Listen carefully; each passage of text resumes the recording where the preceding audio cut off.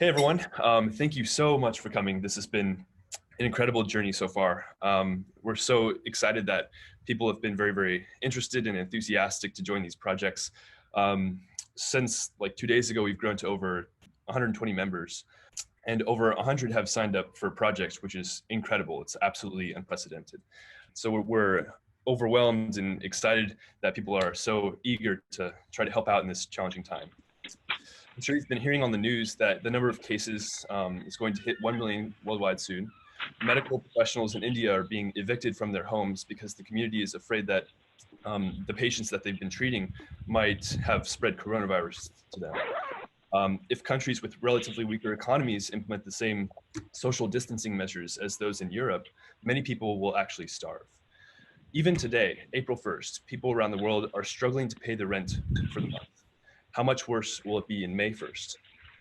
Time is of the essence with this venture, which is why we're so excited and eager that you are choosing to try to make a difference. It's time to move quickly and intentionally. So I'd like to thank my co-organizers again. They've been absolute rock stars. This has been such a crazy, crazy journey. And you know, this whole thing would not happen without the collective effort. Quick update on progress before we jump into things. Dr. Milana Trounce, who's the director of the biosecurity program at Stanford University, has agreed and given some very enthusiastic support for this project. And we now have sort of unofficial verbal confirmation from the leadership of the med school to be officially affiliated with them and housed under them. We're just waiting for the legal team to give their okay, and then we'll have kind of a sort of a centralized hub where everyone can have their projects posted and people can get publicity and have, you know, recruiting and funding opportunities, and it's going to be really, really amazing. So it's exciting progress. We're moving super, super fast. For everyone rolling in, I just wanted to mention also that we started off at like 60 members 2 days ago. Now we have 120. I would like to introduce Mike, who's graciously agreed to give a very insightful talk today. Mike has co-founded and served as CEO and led 4 consumer internet companies to market leadership and successful acquisitions. And he's now working on Apollo Fusion, which is a clean energy startup. He's very involved in the Stanford community in mentoring and up-and-coming entrepreneurs. And he is going to be talking today about speed as a primary business strategy. So let's all give a warm welcome to Mike. Hello, everyone. Welcome in the age of Zoom and coronavirus. So Josh asked me to do this presentation. It's one I've given a few dozen times, and the theme is using speed as the ultimate weapon for doing a startup company. As Josh mentioned, I'm on my 5th startup now.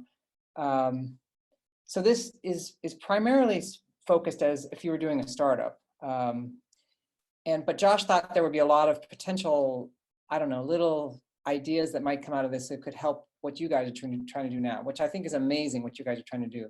You know, some really smart people working on a really tough problem and trying to do it in a really fast time frame. So I sort of go through this normal presentation I do, maybe making a couple comments about how it might be applied to what you guys are trying to do, but more focused on how I did the 4 or 5 startups I did. And since I know a lot of you are GSB 2022, hopefully maybe some of it will be potentially of interest if you're planning to do a startup at some point. So anyway, I'm going to share some slides. And hopefully this will work okay. All right, so you know, why is speed such a good thing? From a startup perspective, it makes it much harder for your competition to keep up with you. One of the companies I did was an instant messenger for video gamers, and we were rolling out a new version of this every 2 weeks. At the same time that at the time AOL was rolling out a new version of AIM, their messenger, every 18 months, and they literally stopped competing because they knew they weren't able to keep pace. So it sort of blocks your competition. Second is it's really good for team morale. And I think this one is applicable to what you guys are doing. When you move very quickly as a startup, the team's excited, and you know, happy people are 10 times more productive than sort of, you know, not happy people. And what you guys are trying to do, obviously, you're not going to get any immediate financial rewards or whatever. You want to have success. Third bullet point, similar. If you are successful with a startup, you'll generate more PR. And it's the virtuous cycle. More PR will get you more revenue, more strategic partnerships, more key hires. And I think you guys have a big opportunity. What you're doing is really cool for getting a lot of PR, which will help the what you're trying to do even grow faster. And then from a startup perspective, obviously it'll help with valuations for either fundraising or if you go through an acquisition. Okay, so when I used to do this presentation, I would talk about, wow, how fast my companies were. We would explore ideas for a couple of weeks. We'd raise money in one day, and I'll talk about that. We sort of open an office in 2-week period, and we'd build a product in 3 months, and we'd launch in 4 months. And I used to be like, wow, look how fast. Now, what you guys are going to try to do is even faster, right? You're going to try to, as Josh said, beat the COVID virus. So you're going to have to move even faster than this. But this used to be an aspirational chart. All right, so another thing that happens when people talk about when I was mentoring startup companies is they would say, oh, Mike, it's so hard these days. There's already out there something for everything. There's already whatever product you can imagine. TechCrunch has had 4 different versions or 5 different versions. But my counter argument was usually, you can be the first of something. Something about what you're doing is you have an angle on it. For example, the first company I did was a computer telephony software, linking telephones and databases. And there were other tools doing that. But we were the first Windows-based tool to do that. And we were a Visual Basic Custom Control. And that one was my first one, sort of went quickly and sold for a modest amount. The second one was an internet search engine. And yes, there were other internet search engines at the time we launched. But we were the first one to basically keep track of what users were clicking on. So if people clicked on a site, long click, if they spent 5 minutes on a site, we rewarded it. If they spent 5 seconds on a site, we penalized it. And at the time, Google was focused on PageRank. I actually had this discussion with Larry and Sergey. But Google got more interested over time in sort of long click, short click. Third one was an instant messenger for PC video gamers. There were other instant messengers out there, but ours was focused on letting you see what video games your friends were in, and just click on your friend's name and join that game. And the last one was a recommendation engine. And all of these were very fast. They were acquired 2 years after starting, for good, crazy internet valuations. Okay, so in the startup world, these were all the sort of the things I would talk through. How do you fundraise quickly? How do you open an office? How do you hire quickly? How do you get employees started? How do you do product development quickly, business development quickly, and change in direction? Some of these I think are applicable to what you guys are doing. Some of them are not so much, but we'll just sort of fly through them. Okay, so fundraising. At this point, I've raised 10 rounds of VC, probably over 40 or $50 million in fundraising. And I was very, very fortunate. I was able to raise, in 9 out of the 10 times, I was able to get a signed term sheet the same day I presented to an investor. One of them took a week and a half, but the other one all were the same day. And some of the ways I was doing that was obviously raise when conditions are in your favor. So direct hit was that internet search engine one. And one of the things we did was, I knew I had a deal coming up I was going to announce, that AOL was going to basically be using our search engine. Or I knew that Microsoft was going to be announcing the next week they were going to be using our search engine. So what I would do is I would go to investors before that announcement. And some people say, Mike, you're crazy. Why are you doing that? You're going to get a higher valuation. Maybe. But the benefit of doing that is I would be able to say to the investors, this announcement's coming out next week. It's referenceable. You can talk to the Microsoft product manager, whatever. And if you want to get in now, now's the time to do it. Second thing I did was I would tell the investors, I'm sorry, this is moving very, very quickly, and I need to get all the decision makers in the room before I come in and to present. Because sometimes what happens, some of you have experience with this, others have not done this yet, but is you'll call a venture capitalist and they'll have you meet with maybe a junior person on the team with one of them, and then they might say, can you come back in 2 weeks and meet with 2 of them? And then they might say, can you come back in 2 weeks and meet with more of the partners?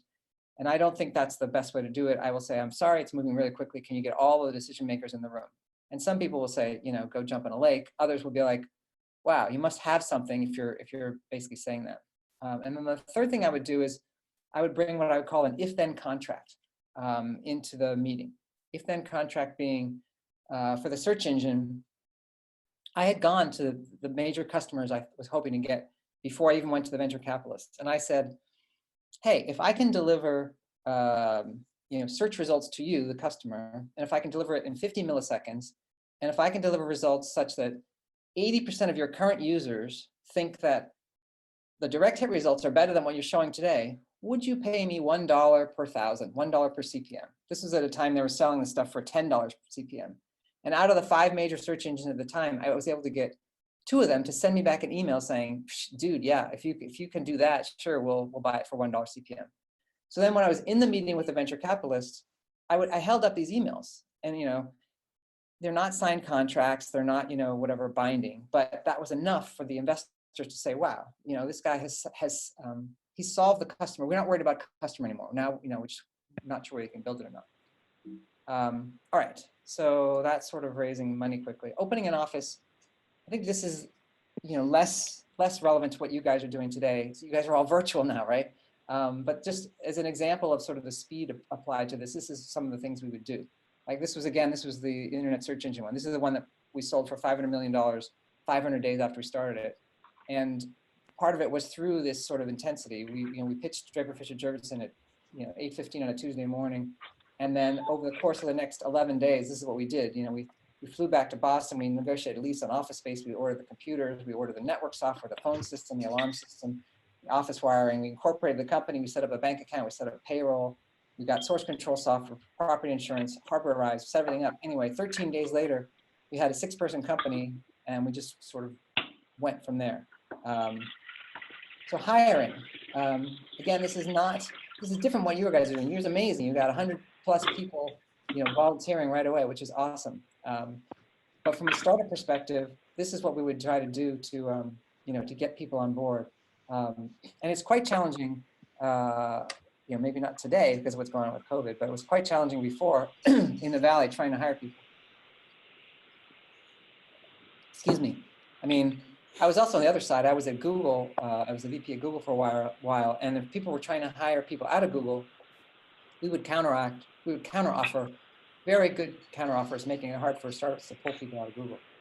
But anyway, this is the techniques we would use. As a candidate came in, we'd basically bring them in at 1 o'clock, go into the last interviewer till 5 o'clock. And while the person was interviewing with the last interviewer, we would have a group huddle, and we decide, yes, thumbs up or thumbs down the person. Over the course of the afternoon, if things were going well, I would do an independent reference check. I would call someone, that I knew who knows someone at the company this person worked for, and I would say, is this person a good person or a bad person? And people got used to me calling at 3:30 in the afternoon. They're like, same day reference check? I'm like, yeah, same day reference check. Also, before the candidate even came in, I would assume success, even though it only less than 1 out of 4 times we'd give someone an offer, but assume it was going to work. And I would write up an offer letter. I would decide what the person's title is going to be, what their compensation is going to be, who they're going to report to. And then at 5 o'clock, after all the interviews were done, I would say, congratulations, here is an offer. Do you accept? And a lot of them would say, whoa, I didn't expect an offer right away. This is very surprising. And I'd say, oh, don't worry, I don't want to rush you. Can you sleep on it overnight, and you can call me back at 9 o'clock the next morning and let me know. That's also very important if you're competing against Google or someone like that who's going to give a counteroffer. And then once you give an offer, you want to basically, stick like, whatever they say, white on rice. Invite them to dinner that night. Go through social networks, Facebook or LinkedIn, and anyone that knows them, get your friend to call that person up or email them or text them and say, wow, you got an offer for one of these startup companies that Mike's doing, you should really join it. All right, now getting new employees started, another way to sort of do super fast speed. Again, it's not relevant to what you guys are doing now, but what we would do is basically get all the paperwork out of the way before the person starts. So that you don't show up the first day and then say, okay, here's all the forms to fill out. Let's do that beforehand.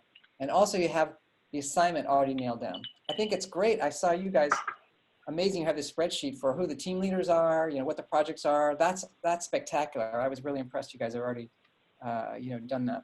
But we would basically have, when the employees start, we have, here's your project, here's the objectives, here's the timeline we're hoping for.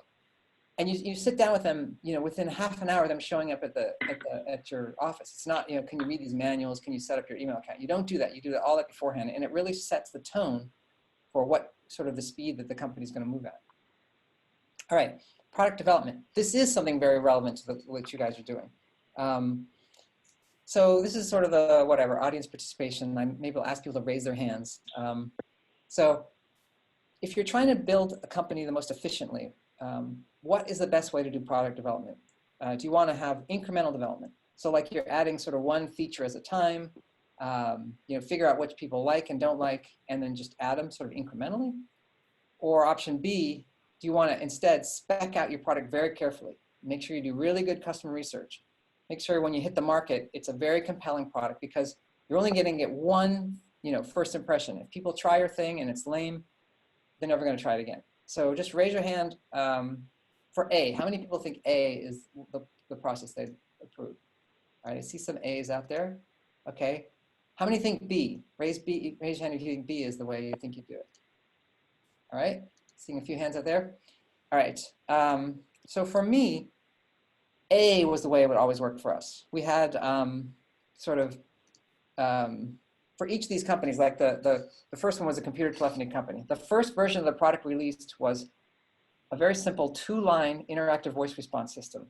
We eventually got to be 32 lines. We had fax, we had auto attendant, we had all those things. But the very first version was a 2-line interactive voice response system. And it was only 3.5 months from when we said go until we launched that product.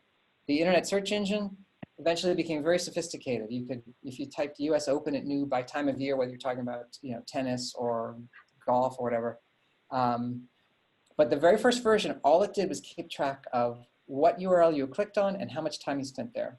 And that again was done 3.5 months from when we started the company till we launched. I mean, we had signed up customers. We'd signed up Lycos and Hotbot to use it before we even had the product ready.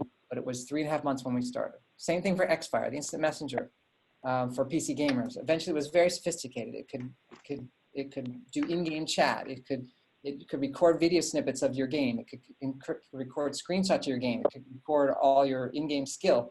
But the very first version was just an IM client, instant messenger client, that showed what game your friend was playing on. You click on your friend's game, and it launched you on the same server.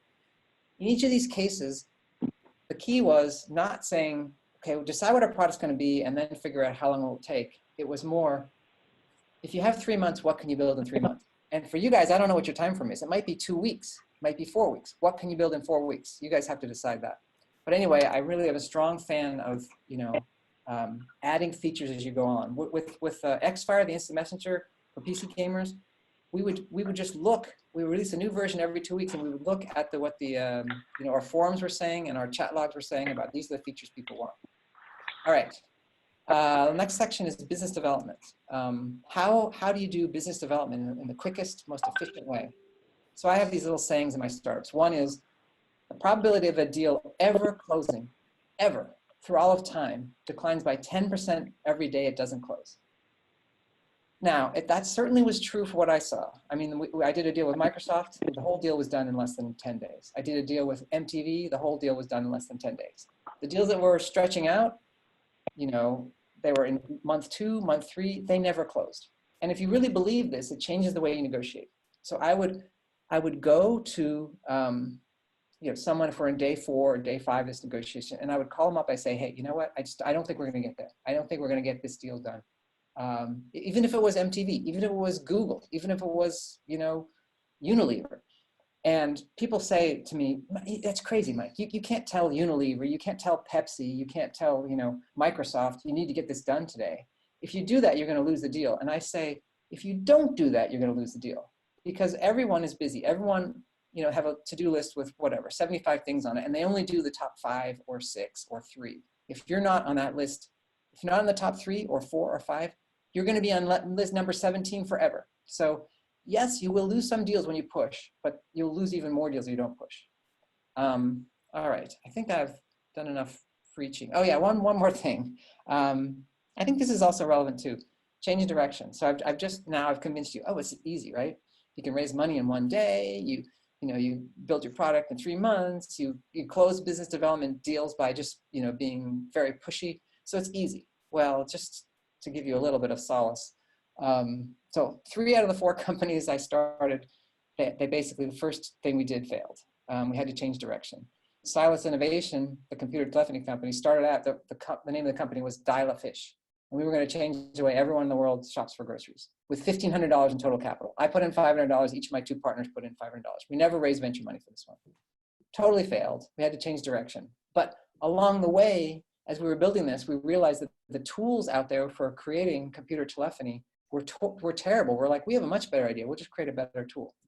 Same thing with Xfire. The original version was Ultimate Arena. It was going to be a place where people play online to win money. Everyone puts in $1, 10 people play, the winner gets $8, Ultimate Arena collects $2. Totally failed. Everyone, they're like, I don't like losing money on this. We did exit interviews, said, you play poker with your friends, you lose $10, then you come back a month later, you play poker again. We heard so many times, yeah. But the only reason we really liked your product was it made it really easy to jump onto the same game server my friend was playing on. So we're like, okay, that's what we'll build. I don't know if this applies to what you guys are doing, but I would highly encourage you, as you start in your first direction, you're going to learn more about the market. You're going to talk to doctors probably. You're going to talk to people. You're going to hear what they want. And it may be different than you think initially. And a lot of times I think what you hear when they give you the feedback, that's where you want to go. That's where they say, skate where the puck is going. All right, so I flew through a lot of these really quickly. I'm not sure how Josh wants to really do this. I can handle a couple questions if you want, or I can just sit back and let you guys take over from here. But anyway, thank you for letting me talk about this. I really admire what you guys are doing. I think it's amazing. I really think you guys are amazing. Thanks so much, Mike. Wow, this is incredible. Yeah, I'd like to open this up for questions for Mike. If people want to use the hand raise function. Okay. Manage participants. All right. I'm not sure actually if that's enabled here, so I'll fix that for next time. But yeah, I just wanted to reiterate that, people like Mike, people who have insights about this space are really going to be the heartbeat of these ventures. I mean, in this time when everything is so uncertain, people who have experience and know what they're doing are so valuable to talk to. And I would like to just encourage you all to don't be afraid to get out there and talk to people. It doesn't matter who it is. Oftentimes people undersell themselves and underestimate themselves. People, especially in this time, people like Mike are so eager to help, and it's really incredible. So this is a really awesome opportunity for everyone to get some incredible experience and insight from people like Mike. And so with that, I would also like to just quickly segue to Nancy, and Nancy's going to be talking about our upcoming speaker series. Awesome. Hi guys, can you hear me? Yeah. Mike, thank you so much for the wonderful talk, and very timely given the whole situation right now. And one of the elements I want to harp on is this idea of speed being a crucial element for what we're building. And right now we're so lucky to have all of you guys. We have, like Josh said, we have about 100 people right now here, and we're hoping over the next couple days to make that 100 into maybe even 1,000 people, and from there open it up to even beyond the Stanford community. And what we have right now is one of the most incredible things is we have the power to sort of use the timeliness of the situation in order to help accelerate the projects that you guys are working on. So one thing is you are not alone in this process, and like Mike said, it takes years to build a startup, or in the case of Mike, it takes you a dozen months, and for us, we have maybe 3 months. So 2 things. One is I encourage all of you to sort of think about projects to work on that will fit within this time frame, and sort of how you'll execute within that time frame of finding your teams, which hopefully we've helped you a bit with, and Annika will talk a bit about it in a second in terms of the teams we formed for you already. And we do encourage you to talk to other folks and sort of scope out the projects for your teams.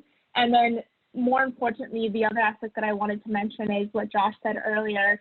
We're hoping to bring a number of speakers like Mike, like Constantine, to come and give talks to help you guys sort of formulate your ideas and get insights really rapidly on what to build. And how that process is going to work is we're going to sort of, if any of you guys have a person that you feel like would be really helpful to share with the rest of the community, by the end of today, please ping either myself or Daniel, or sort of, you can send it to the group too, but it's probably better that you ping me or Daniel. with sort of their name and some suggestions. And my hope is that all of you will do this, because this is a group effort and we need every single one of you to contribute to make this happen. And then we'll send out a calendar by the end of day tomorrow after I get all of your responses with speakers that we'll have lined up. And we'll take it from there. Nancy, I just wanted to add. Daniel, if you want to add anything, yeah, please. Yes, so please send it to either myself or Nancy on Slack. And we're also going to create a very quick Google form that you can also fill out in case that's easier for you. And that way we can get more visibility. We'd love to get speakers from diverse backgrounds in terms of their skill set, in terms of their geography, things like that. So please feel free to get involved and not only message us with recommendations for speakers, but also in terms of how the webinars are going, how we can improve those. We're up to listen to that as well, because we wanted to make this as dynamic as possible and something that adds a lot of value to all of you. So we'll send out that Google form as well. And thank you so much, Mike, for your time. Absolutely. And I want to harp on the point that we don't have that much time, and it's super important that we get sort of the teams, which we've sort of been spending the last day organizing. And then once we have the teams, now that we have the teams together, really getting the folks who can sort of help you guys with your projects. And we want this to be a fast process. And there are people on the front lines who need your help right now, and it's crucial that we get this out there soon.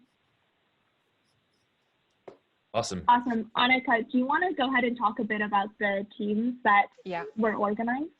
Yeah, happy to. So I think you all were probably wondering what's the next steps and how we came to those teams. So we had sent around one version of the team allocation already yesterday, but we have gotten a lot more sign-ups since then. So we will just update your teams and send them around again shortly after the call. We have also set up Slack channels for each teams where you can find each other. So we will just give a lot more guidance who's actually in your team, what people's skills are, but we're just really in the process, given more and more like signups actually coming in. So how we came to those groups is that many of you had already existing projects or ideas. So we allocated the teams around these ideas based on your interest areas, your preferences, your skill sets, and your backgrounds that you put in those forms. So the group you're assigned to is usually a group of people that matches in interests, backgrounds. For example, this was like our key priority. We have also considered your geography and your weekly commitment in terms of time to really make sure that we have balanced teams. So there are at least like 1 or 2 people in each team that can and want to really commit a good amount of time per week. Yes, exactly.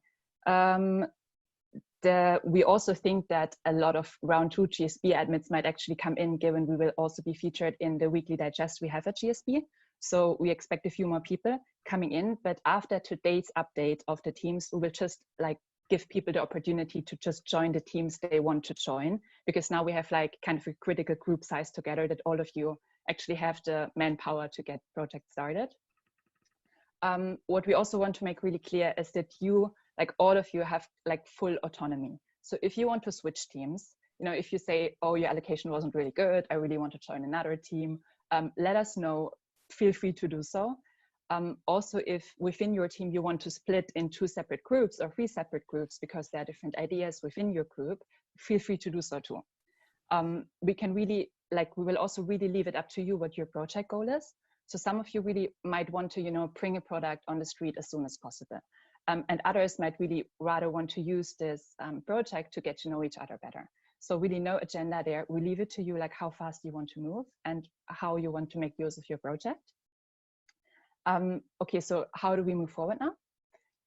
All channels, like all the teams that we have assigned, have basically been assigned to a Slack channel for each of the 6 categories. And each channel has a channel moderator, which is one of us, like the organizers. And this is your first point of contact within each of the 6 groups.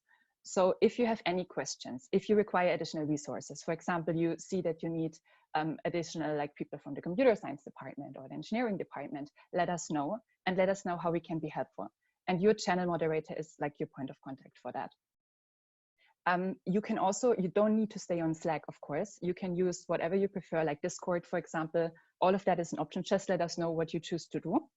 And we also had a few signups of people outside of Stanford who are not able to use the Stanford Slack channel. So also on a case-by-case basis, just let us know, like your channel moderator, and we will find a solution with you. Then how we are basically managing the process is that we were thinking of having a weekly check-in on Monday each week. That is really depending on your preference, how you would like to set this checkup up, which will be with your channel moderator. So it's also on a case-by-case basis. Some of you might want to have like a quick call. Others might really just prefer to give us a few quick bullets in a Google Sheet, know what your progress has been and where we can help. And this is really like discussed. It's probably best really if you discuss that with your channel moderators and ask the questions you have if you want to have calls, or just like put your questions in a Google Sheet. Yeah, and then we channel moderators will basically discuss and find a solution for you as soon as we can. Some of you also had the questions that you might need like some more technical resources in your teams, because we had a lot of GSP students now that are really good at product management, but you need like more technical skills. But don't worry, we had a lot more signups from the computer science department overnight. So there will be a lot more resources coming in on that end. And then on a next step, we were thinking about having a weekly spotlight process where the team leaders would just super quickly present their progress in the Slack channel. So people that are coming in and additionally signing up can, you know, like have a quick overview what the different teams are doing and can join their team of preference. Yeah, and now I'm basically heading over to Julieta to give you an overview of the projects and the content of the projects that we have assigned. Thank you, Anika, for the introduction. So let me just share my screen. Will take a second. Okay. So can you tell me if you're seeing the screen correctly?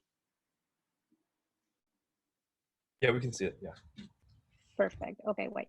So, okay, as Anika said, we have organized the groups along the 6 categories defined in the survey.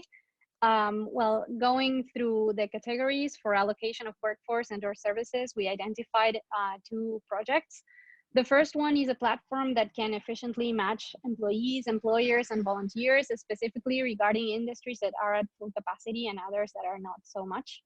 And the second one is a platform that can support essential workers. So we sent before this form, but then we will send it updated. Here you can see that probably teams are structured around 5 to 6 members. Moving on to medical questions, there were a couple of ideas on how to track virus spread. So we grouped them all together. There were also people mentioning existing ideas that probably they were already working on, or they knew someone that was working on something and they could tag along. So we grouped those people together also. We also have a PPE policy in a few comments, and a final project relating to the creation of a network of people's ex vivo immune systems. And Jordan specifically mentioned that he had other team members that could work on this project.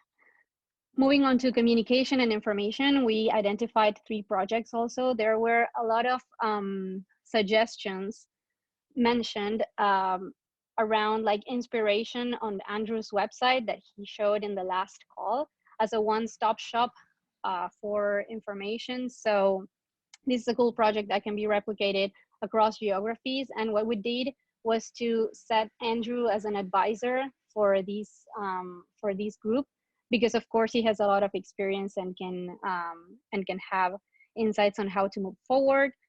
There is another project on machine intelligence and how to track news and data, and a third one involving effective communication in developing countries, especially when platforms are not quite effective tools. With Help Your Locals and SMEs category, we had a myriad of projects. We have a Garav's project on fintech solutions for SMEs, that there were a couple of people that showed interest, and I know Garav is also having a call tomorrow. So if anyone wants to join, please let us know. There were also some projects regarding online transition of SMEs, as we talked last call with Constantine. There was a project on pro bono consulting support for SMEs and nonprofit organizations. Another one regarding sourcing meals and groceries. 2 more projects, one on cottage industry facilitation, and also someone mentioned an existing project regarding some support for SMEs, but especially focusing on emotional support. On the digital socializing category, we also have some projects. One is a social interaction platform that basically wants to meet supply and demand regarding people who are lonely at home and independent workers who can offer services online. There was also a platform regarding e-learning experience with a focus on developing countries. Another OCS, I think, that mentioned something regarding a pre-existing project in digital socializing and had other pre-existing team members also to join this group. There was another initiative regarding mental health, an interesting project on democratization of mental health care access and the involvement of psychologists that probably are in training and might not have their license, but can still counsel people struggling with anxiety and depression and other struggles, of course. And finally, another project centered on the elderly, something regarding social companion and especially related to virtual concerts and music. And finally, regarding the last category on long-term, like social, political, or other legal questions, there was a really cool idea regarding podcast, inviting public policy decision makers, scientists, academics to discuss COVID-19, to understand statistics and reflect upon policy and its consequences. So the idea was to give you an overview of the projects really quickly so that you can see them on your own. Again, we are going to send another version later tonight. And as Annika said before, please take into account that if you want to change teams, you see something that you like better, you have full autonomy, just let us know and let's start communicating on the Slack channels that were assigned to each category. So,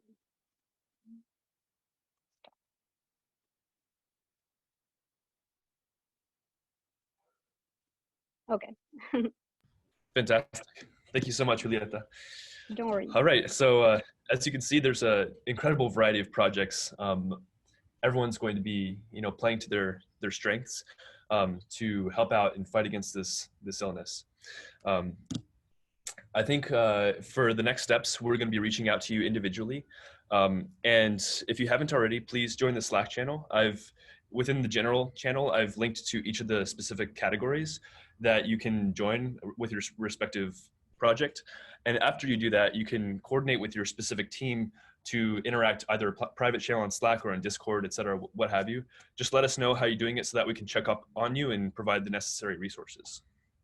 And finally, I would like to talk about upcoming steps in terms of the future speakers in the speaker series.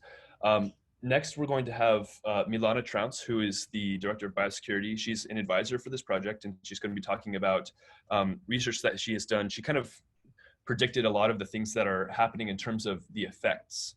So given a pandemic, what would happen? And a lot of those effects that she wrote about have actually come in place. And she also gave a comprehensive list of solutions. And so she's an incredible resource to